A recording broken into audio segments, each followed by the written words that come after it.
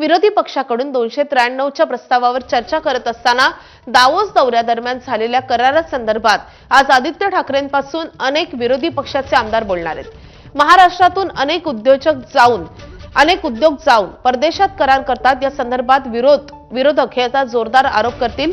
सोबतच अतिवृष्टीमुळे द्राक्ष उत्पादक शेतकऱ्यांचं मोठं नुकसान झालेलं आहे, यावरती लक्षवेधी रोहित पाटील मांडणार आहेत।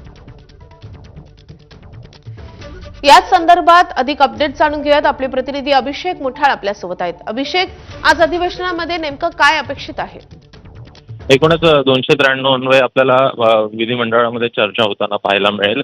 विविध प्रश्नांवर आमदार असेल, विरोधी पक्ष असेल किंवा सत्ताधारी हे आपली बाजू मांडताना दिसतील। प्रामुख्यानं SBL ब्लास्ट आपल्याला होताना पाहायला मिळालेलं आहे। अनेक जण यामध्ये मृत्युमुखी पडलेले आहेत आणि या संदर्भात उपाययोजना पुढील काळामध्ये कशा पद्धतीनं व्हायला पाहिजे या संदर्भात आक्रमक भूमिका ही विरोधी पक्ष मांडताना दिसेल। सोबतच एकूणच आर्थिक बाबतींमध्ये देखील मोठ्या प्रमाणात कर्जाचा बोजा जो आहे तो सरकारवर आपल्याला पडताना पाहायला मिळतो आहे। 9 लाख कोटींपर्यंत कर्ज हे सरकारवर झालं आहे आणि त्या अनुषंगाने देखील आपल्याला अनेक आमदार प्रश्न मांडताना पाहायला मिळतील। प्रामुख्यानं यामध्ये जर का पाहायचं तर द्राक्ष उत्पादक शेतकऱ्यांचं मोठ्या प्रमाणात नुकसान झालेलं आहे अवकाळी पावसामुळे, आणि त्या संदर्भात देखील अनेक आमदारांकडून प्रश्न जे आहेत ते मांडले जातात।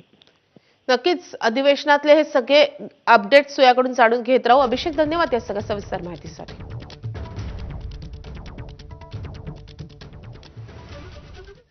तर अजित पवार यांच्या निधनाचा प्राथमिक अहवाल आल्यानंतर आज